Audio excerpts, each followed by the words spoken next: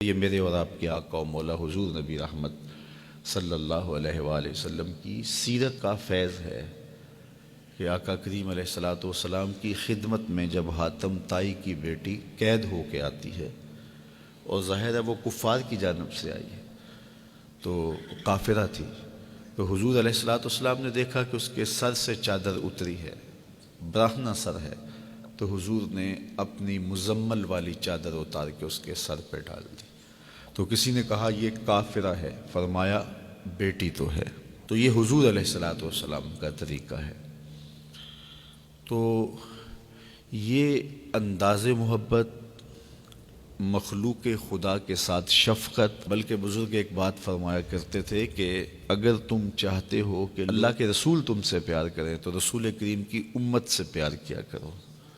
کسی کے بچے کو میں پیار کروں، اس کی گال سہلاؤں، اس کو محبت کروں، اس کو چوموں، تو لامحالہ طور پہ اس کے والدین کے دل میں میرے لیے بہت جگہ پیدا ہو جائے گی کہ یہ ہمارے بچے سے پیار کرتا ہے۔ تو کسی کے بچوں سے پیار کیا جائے تو والدین پیار کرتے ہیں۔ تو یہ بات سمجھ میں آتی ہے، وہ یہ بات فرمایا کرتے تھے اگر تم چاہو کہ حضور تم سے پیار کریں تو حضور کی امت سے پیار کرو۔ تو دوسری بات یہ فرمایا کرتے تھے کہ حضور کی امت سے پیار کا بہترین روپ یہ ہے کہ حضور کی امت کو جہنم کی آگ سے بچا لیا جائے۔ اور جہنم کی آگ سے امت کیسے بچے گی؟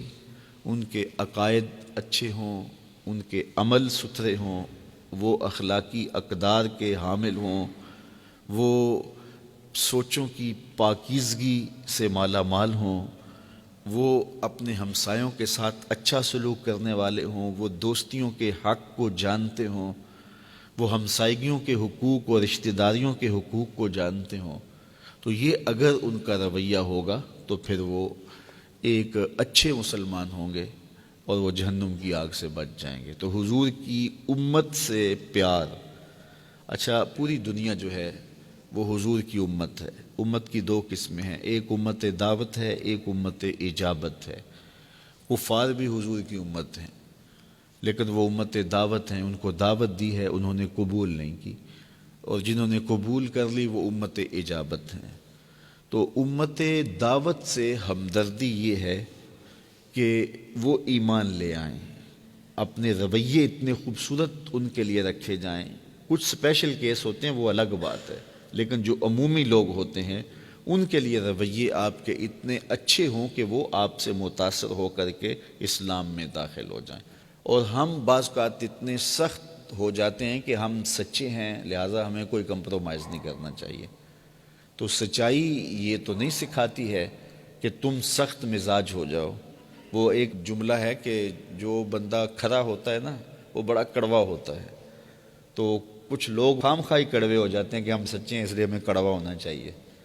تو اتنا اچھا نہیں ہے کہ بندہ سچا بھی ہو اور میٹھا بھی ہو، سچائی بھی ہو۔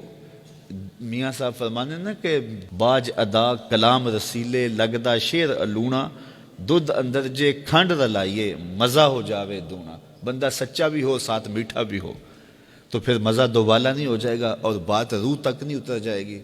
ادعو الی سبیل ربک بالحکمت والموعظۃ الحسنہ، کہ اللہ کی طرف بلاؤ حکمت کے ساتھ اور اچھی واعظ کے ساتھ، اچھی تلقین کے ساتھ لوگوں کو بلاؤ۔ آپ کو یقین بھی ہو کہ یہ شخص میری بات نہیں مانے گا، اپنے لہجے میں پھر بھی تبدیلی نہیں لائیں گے۔ حضرت موسیٰ علیہ السلام کو اللہ تعالیٰ نے بھیجا ہے نا فرعون کی جانب، جس نے اللہ کے برابر اپنے آپ کو کھڑا کر دیا اور کہا کہ میں انا ربکم الاعلیٰ، اور کیا کچھ اس نے دعوے کیے۔ تو حضرت موسیٰ علیہ السلام کو بھیجا، حضرت موسیٰ کے سینے میں کوئی خوف بھی موجود نہیں تھا، اللہ کی تائید کا مبارک دست قدرت حضرت موسیٰ علیہ السلام کی پشت پر تھا۔